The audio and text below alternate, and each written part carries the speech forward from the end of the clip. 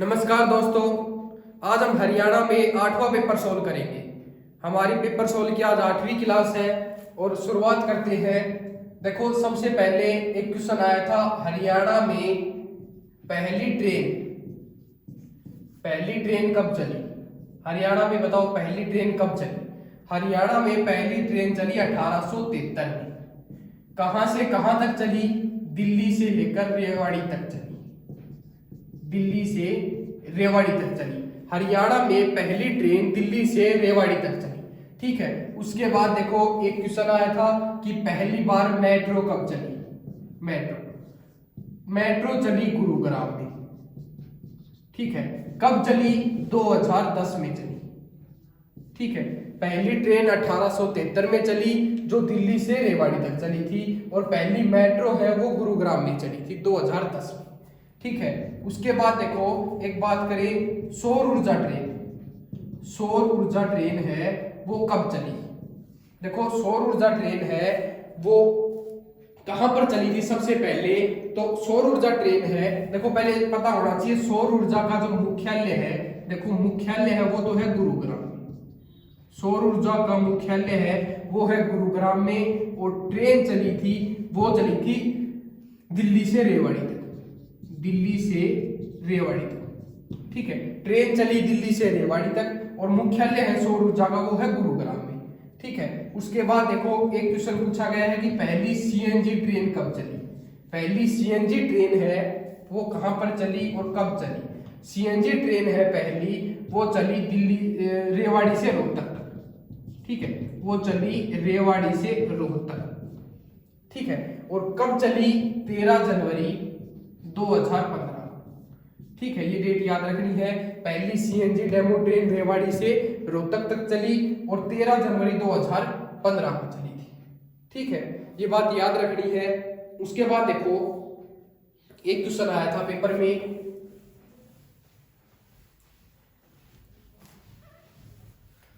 एक पेपर में आया है क्वेश्चन कि बड़खल झील कहां पर है। देखो, बड़खल झील सभी को पता होगा, बड़खल झील कहां पर है? बड़खल झील है फरीदाबाद। ठीक है, बड़खल झील कहां पर है? फरीदाबाद में है। ठीक है, और बात करें 204 एकड़ में फैली हुई है। ठीक है, और इसके बाद एक बात करें 204 एकड़ में फैली हुई है।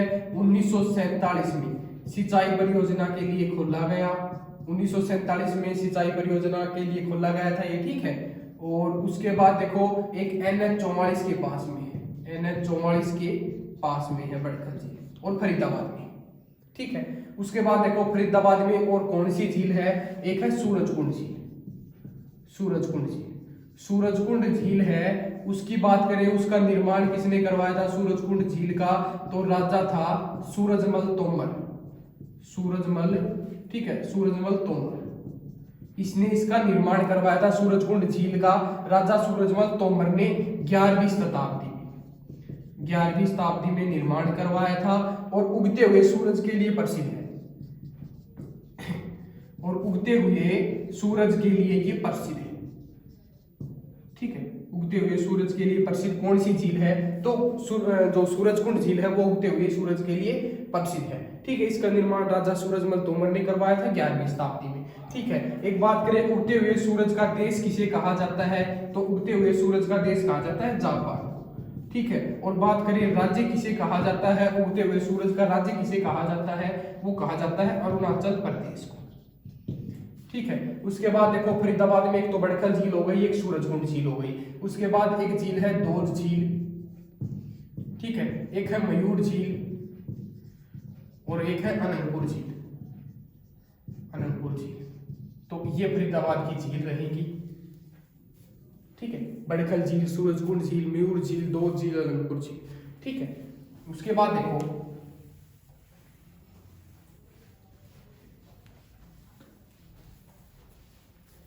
देखो एक क्वेश्चन आया था कि हरियाणा में ज्यादा वर्षा कहां पर होती है। देखो, हरियाणा में ज्यादा वर्षा कहां पर होती है? ज्यादा वर्षा होती है अम्बाला में।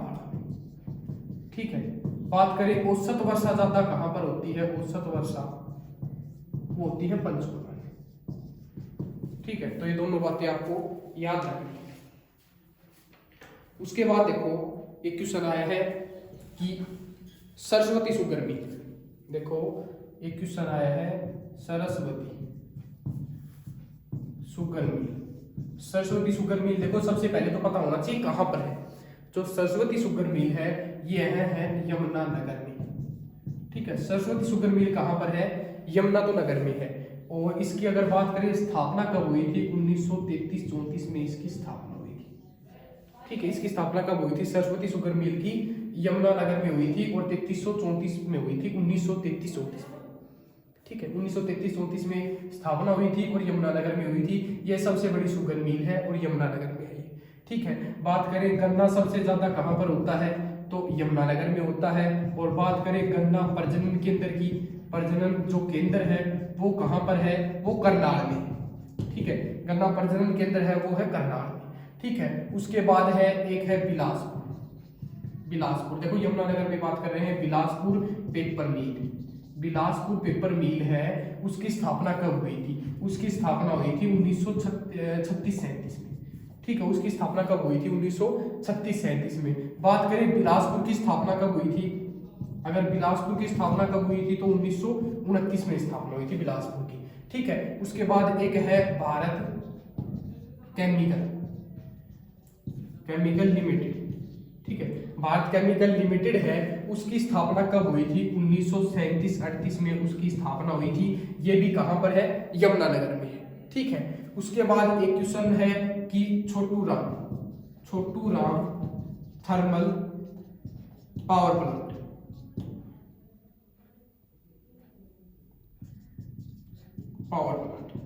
छोटू राम थर्मल जो पावर प्लांट है उसकी स्थापना कब हुई थी? 2007-8 में स्थापना हुई थी Chhotu Ram thermal power plant की। और बात करें इसकी क्षमता कितनी है तो इसकी क्षमता की बात करें तो 600 गुणा 2 1200 मेगावाट इसकी क्षमता रहेगी। जो Chhotu Ram thermal power plant है ये 2006-7 में बना था। और कहां पर है ये? देखो यमुनानगर की, चारों चीजें यमुनानगर की बात की है। ठीक है, और क्षमता है 1200 मेगावाट की इसकी। ठीक है, उसके बाद देखो एक क्वेश्चन पूछा गया है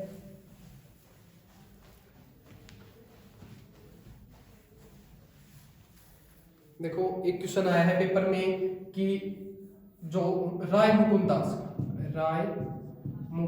का छत्ता है वो कहां पर है? राय मुकुंदास का जो छत्ता है वो नारनौल में। ठीक है, नारनौल महेंद्रगढ़ में है। ठीक है, राय मुकुंदास का छत्ता या बीरबल का छत्ता। ठीक है, अगर बात करें इसका निर्माण किसने करवाया है? अगर इसके निर्माण की बात करें तो जो राय मुकुंदास का जो छत्ता है उसका निर्माण किसने करवाया है? वो है मुगल शासक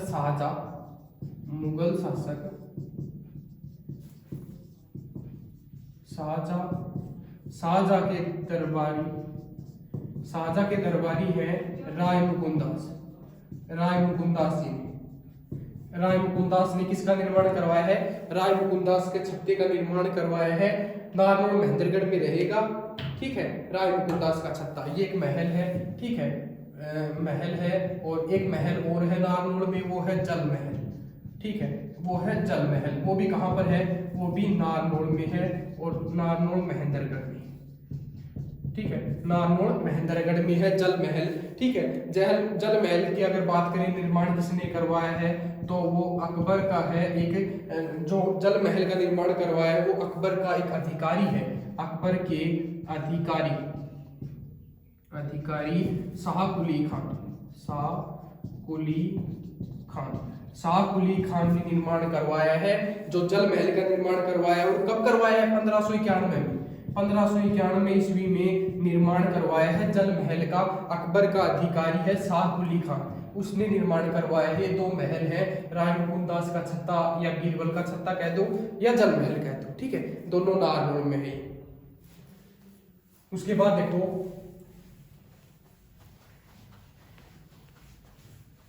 देखो एक क्वेश्चन आया है कि प्रसिद्ध कवि सूरदास का संबंध है। देखो मैंने पीछे भी करवा रखा है, प्रसिद्ध कवि सूरदास। प्रसिद्ध कवि सूरदास का संबंध कौन से जिले से है? देखो वो है सीही गांव से। सीही गांव, सीही गांव कहां पर है? फरीदाबाद में। सीही गांव कहां पर है? फरीदाबाद में है। बात करें सूरदास जी के गुरु का क्या नाम है? गुरु का नाम है संत हरिदास। संत हरिदास और एक है वल्लभाचार्य। वल्लभाचार्य, ये इनके गुरु का नाम है। ठीक है। और बात करें ये अकबर के समकालीन है। अकबर के समकालीन है।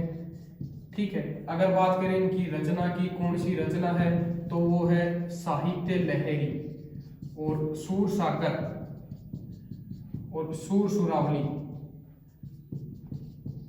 ये इनकी रचना है। ठीक है। सूरदास के बारे में ये है, सीही गांव से, फरीदाबाद से रहेंगे, गुरु का नाम संत हरिदास और वल्लभाचार्य रहेगा। ठीक है। तो ये बातें आपको याद रखनी है। उसके बाद देखो एक क्वेश्चन आया है,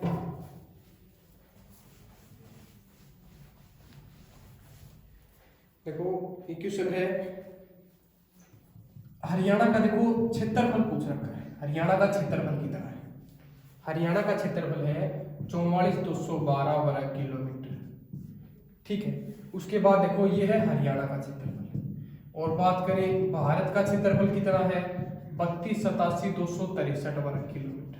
32,87,263 वर्ग किलोमीटर। ठीक है। और ये कुल क्षेत्रफल का, भारत के कुल क्षेत्रफल का हरियाणा कितना प्रतिशत है? वो है 1.34%। ये भी एक बार पेपर में पूछा गया है और आगामी एग्जाम में भी पूछा जाएगा कि देखो भारत का क्षेत्रफल है, इसका जो हरियाणा क्षेत्रफल है कितना है? 1.34% है। ठीक है। और एक देखो यहीं पे क्वेश्चन आता है जनसंख्या का। तो देखो जनसंख्या की बात करें तो पहले देखो भारत की जो जनसंख्या है, जनसंख्या वो कितनी है? 121 करोड़। ठीक है। 2011 की जनगणना के अनुसार बात कर रहे हैं। और बात करें हरियाणा की जो जनसंख्या, एक बार पेपर में भी पूछा गया था कि हरियाणा की जनसंख्या कितनी है, तो वो है 253,51,462। ठीक है। ये याद रखनी है आपको, 253,51,462 है, ये हरियाणा की जनसंख्या है और भारत की जनसंख्या 121 करोड़। ठीक है। और बात करें ये कुल भारत की जनसंख्या का कितना प्रतिशत है, तो 2.09% है। कितना प्रतिशत है? 2.09% है। तो ये जनसंख्या की बात हो गई, ये क्षेत्रफल की बात हो गई। ठीक है। दोनों बातें आपको याद रखनी है। उसके बाद देखो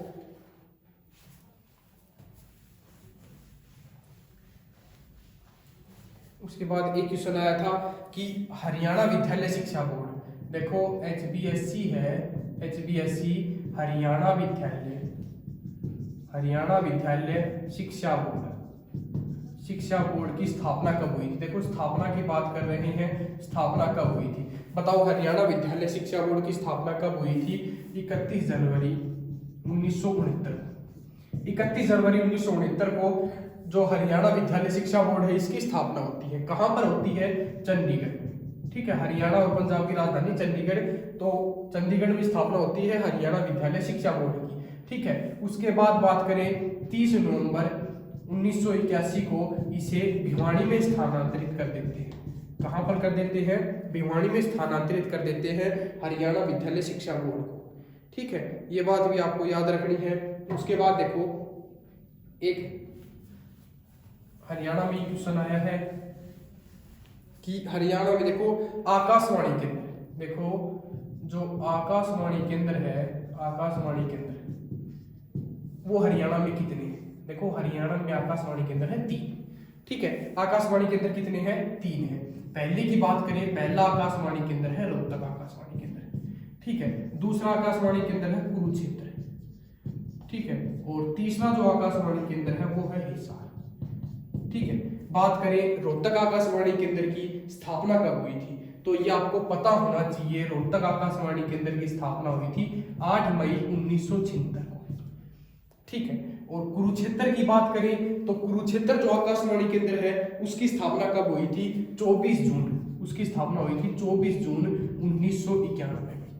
ठीक है। 24 जून 1991 में कुरुक्षेत्र जो आकाशवाणी केंद्र है उसकी स्थापना होती है। और हिसार आकाशवाणी केंद्र की बात करें तो 26 जनवरी 1999 की स्थापना होती है। ठीक है, ये तीनों आकाशवाणी केंद्र हैं, याद रखने हैं आपको। और उसके बाद एक बात करें दूरदर्शन केंद्र की। दूरदर्शन केंद्र हरियाणा में सिर्फ एक ही दूरदर्शन केंद्र है, वो है हिसार दूरदर्शन केंद्र। ठीक है, ये भी पेपर में पूछा गया है, हिसार दूरदर्शन केंद्र है। अगर इसकी स्थापना की बात करें, दूरदर्शन केंद्र है, स्थापना हिसार के दूरदर्शन केंद्र की स्थापना कब हुई थी? तो 1 नवंबर 2002 को स्थापना हुई थी। कब हुई थी? 1 नवंबर 2002 को हिसार दूरदर्शन केंद्र की स्थापना हुई थी। ठीक है, ये बात भी आपको याद रखनी है। ठीक है, उसके बाद देखो बात करें, एक क्वेश्चन आया है हथनी कुंड।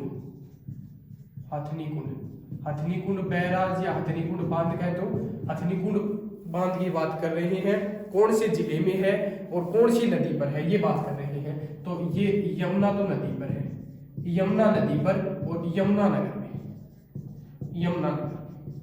ठीक है, यमुना नदी पर है और यमुना नदी और यमुनानगर में है हथनी कुंड बैराज या हथनी कुंड बांध।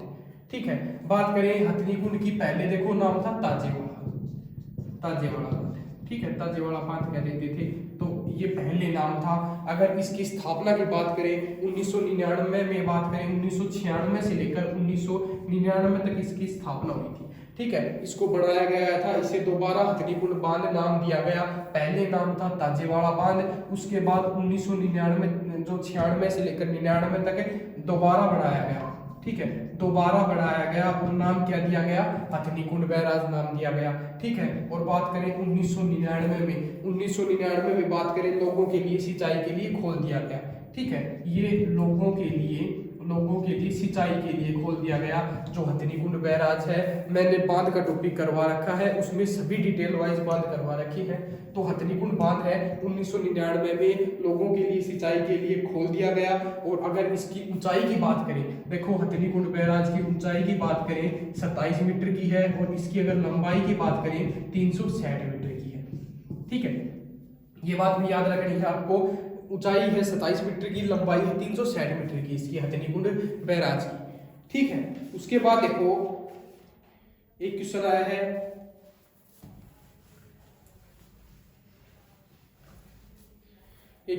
देखो हरियाणा में मारुति कारें कहाँ बनती हैं? हरियाणा में मारुति कारें कहाँ पर बनती हैं? देखो हरियाणा में मारुति कारें हैं, मैंने टॉपिक करवा रखा है। हरियाणा में मारुति कारें कहाँ पर बनती हैं? गुरुग्राम में बनती है। ठीक है, गुरुग्राम में बनती है। बात करें इसकी स्थापना कब हुई थी? स्थापना की बात करें फरवरी 1981 में स्थापना हुई थी। और बात करें पहली कार बिक्री, देखो पहली कार बिक्री की बात करें तो पहली कार बिक्री कब हुई थी? वो हुई थी 14 दिसंबर 1983 को। ठीक है, 14 दिसंबर 1983 को पहली कार बिक्री हुई थी। ठीक है, और गुरुग्राम में ये है, मारुति कारें हैं, ये गुरुग्राम में है। और बात करें गुरुग्राम में और कौन से हैं, बात करें जो जैसे उद्योग है वो कौन से हैं? एक तो नमक उद्योग है यहाँ पर। ठीक है, एक बात करें औषधि उद्योग है, औषधि उद्योग। ठीक है, औषधि उद्योग है। और एक है सॉफ्टवेयर उद्योग, एक है सॉफ्टवेयर उद्योग। ठीक है, एक है ओरिएंट उद्योग। ठीक है, एक कौन सा उद्योग है? ओरिएंट। ठीक है, एक है ओरिएंट उद्योग है। तो ये जो उद्योग है ये कहाँ पर है? गुरुग्राम में है। नमक उद्योग, औषधि उद्योग, ओरिएंट उद्योग और सॉफ्टवेयर उद्योग और जो मारुति कारें बनती हैं यहाँ पर। ठीक है, ये कहाँ के उद्योग है? ये है हरियाणा में गुरुग्राम के। ठीक है, उसके बाद देखो एक क्वेश्चन है कि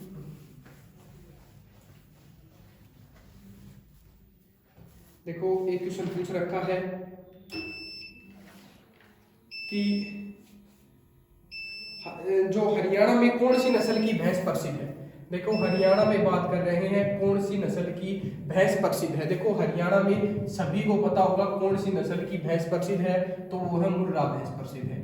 ठीक है, मुर्रा भैंस प्रसिद्ध है। मुर्रा भैंस को सभी को पता है ब्लैक गोल्ड कहा जाता है, काला सोना कहा जाता है। और काला सोना पे बात कर रहे हैं तो जैसे पुर्तगाली है वो पुर्तगाली, अगर बात करें ब्लैक गोल्ड किसे कहते हैं तो वो काली मिर्च को, काली मिर्च को मानते हैं ब्लैक गोल्ड, और जो एनसीईआरटी है, एनसीईआरटी वाले ब्लैक गोल्ड मानते हैं, वो मानते हैं पेट्रोलियम को। ठीक है, तो ये बात भी आपको याद रखनी है। और मुर्रा भैंस की बात करें तो वो है जींद में जाता। देखो कौन से जिले में अधिक है, हरियाणा में जींद जिले में जाता है मुर्रा भैंस। ठीक है, बात करें भैंस ज्यादा कौन से जिले में है, देखो मुर्रा भैंस तो है जींद में जाता, और भैंस ज्यादा कहाँ पर है, भिवानी में जाता है। ठीक है, बात करें कम भैंस कहाँ पर है, पंचकुला में है और गुरुग्राम में। ठीक है, ये भैंस की बात है। और भैंस की बात करें तो इनके अगर गर्भ काल की बात करें तो 310 दिन का इनका गर्भ काल है। इनमें बात करें वसा की मात्रा कितनी है, तो 6 से 10% इनमें वसा की मात्रा होती है। और बात करें इसमें मोजरेला, देखो एक है मोजरेला, मोजरेला जो पनीर बनता है वो भी भैंस के दूध से बनता है। ठीक है, वो भी भैंस के दूध से बनता है, मोजरेला पनीर बनता है वो। ठीक है, और भैंस की अगर बात करें, नस्ल की बात करें, इसमें कौन कौन सी नस्लें हैं भैंस की नस्लों के बात में बात करें, देखो एक तो है सुरती भैंस, सुरती है। ठीक है, एक है जाफराबादी। ठीक है, एक है मेहसाना, मेहसाना, एक है भदावरी, एक है गोदावरी, गोदावरी, एक है नागपुरी, एक है संबलपुरी। ठीक है, एक है जो सुरती, जाफराबादी, मेहसाना, भदावरी, गोदावरी, नागपुरी, संबलपुरी और नीली रावी। ठीक है, नीली रावी और मुर्रा है, आपको सभी को पता ही है। ठीक है, तो ये जो है वो भैंस की नस्लें हैं। ठीक है, ये भैंस की नस्लें हैं। उसके बाद देखो और क्या क्या पूछा जाता है प्रश्न। एक प्रश्न पूछा गया है कि देखो सबसे पहले जनगणना की बात कर लेते हैं, एक बार साफ करते हैं बोर्ड।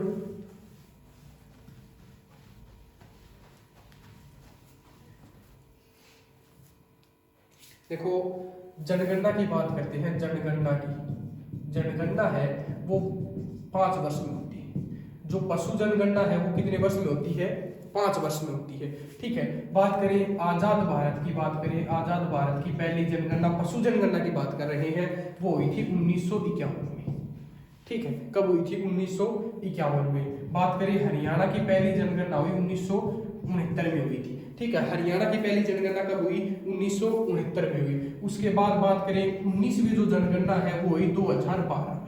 ठीक है, 20वीं जनगणना कब होनी थी, देखो 2017 में होनी थी, 2017 में हुई। देखो 5 वर्ष में होती है, 2017 में हुई थी, लेकिन वो बात करें 2019 में हुई। ठीक है, 2019 में हुई। और बात करें उसके आंकड़े हैं, जो आंकड़े हैं वो सामने कब आए, 2020 में उसके आंकड़े सामने आए। ठीक है, और क्या आंकड़े सामने आए, अब आपको पता होना चाहिए। देखो पशुधन कितना सामने आया, पशुधन सामने आया 7,126 × 7, ये पशुधन सामने आया। ठीक है, और सबसे ज्यादा की बात करें, पशुधन सबसे ज्यादा कहां पर पाया गया, वो देखो हिसार में सबसे ज्यादा पशुधन पाया गया ऑल ओवर।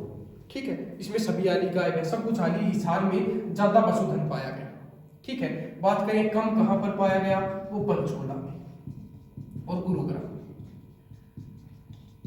ठीक है, मैंने जो एनिमल हस्बेंड्री की एंड एग्रीकल्चर की क्लास करवा रखी है उसमें सभी टॉपिक एकदम डिटेल से करवा रखे हैं, तो अगर आपको अच्छी लगे क्लास तो आप उसमें देख लेना। ठीक है, और एक बात करें कि जो पशु जनगणना है वो किसने करवाई है, देखो पशु जनगणना है वो पशु विभाग वालों ने, पशु विभाग वालों ने एवं डेयरी विभाग वालों ने, पशु विभाग वाले, डेयरी विभाग वालों ने करवाई है। और किससे करवाई है, टैबलेट माध्यम से करवाई है। ठीक है, टैबलेट माध्यम से करवाई है, ये याद रख लेना आप, टैबलेट डिजिटल माध्यम से करवाई है। और इसकी अगर बात करें शुरुआत कब हुई थी, इसकी शुरुआत कब हुई थी, 27 जनवरी 2019 को शुरुआत हुई थी। और टैबलेट माध्यम डिजिटल से इसकी शुरुआत की थी, किसने की थी, पशु विभाग वालों ने और डेयरी विभाग वालों ने इनकी शुरुआत की थी, जो पशु जनगणना है उसकी। ठीक है, तो उसके बाद देखो एक क्वेश्चन हमारा आया है,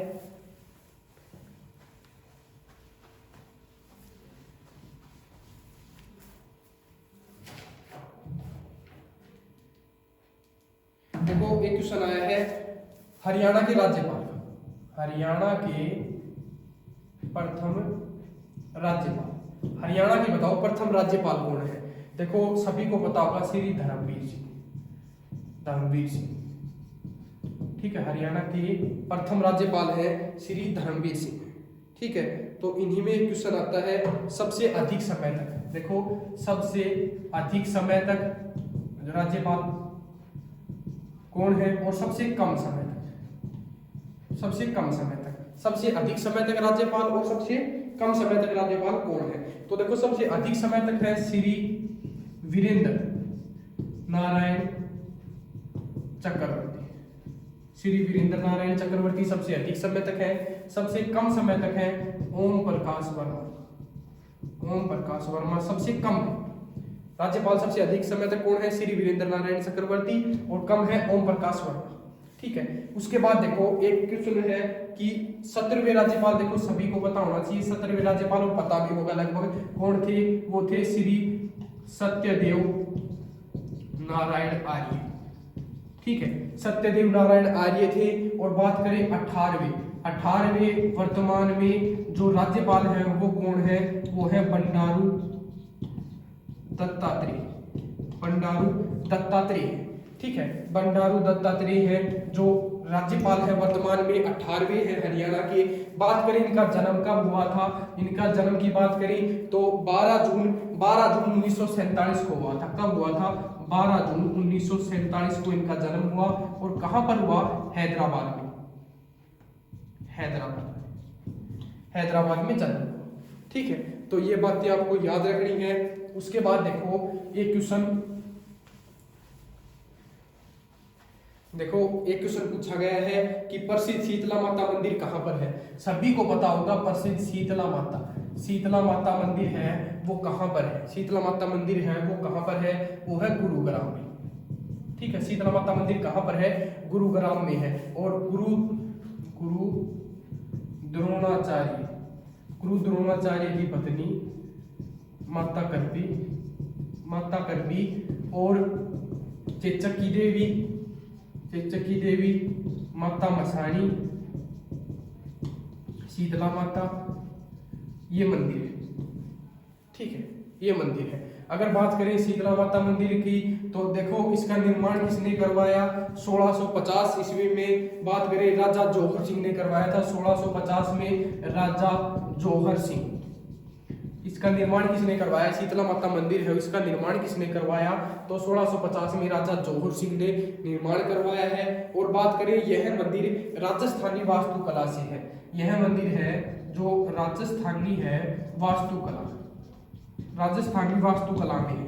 यह मंदिर है राजस्थानी वास्तुकला में है। और अगर इसकी बात करें, इसको हरियाणा सरकार ने शीतला माता मंदिर, देखो हरियाणा सरकार ने शीतला माता मंदिर में पूजा स्थल का अगर बात करें निर्माण कब किया गया, पूजा स्थल बोर्ड का निर्माण कब किया, 1991 में किया।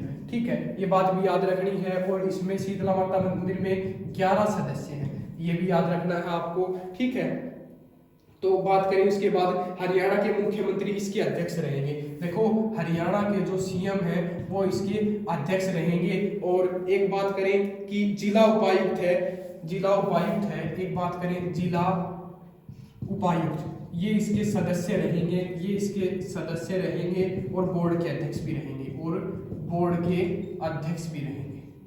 तो ये बात भी याद रखनी है आपको। ठीक है, और जो हमारी आज की क्लास है वो समाप्त होती है। धन्यवाद।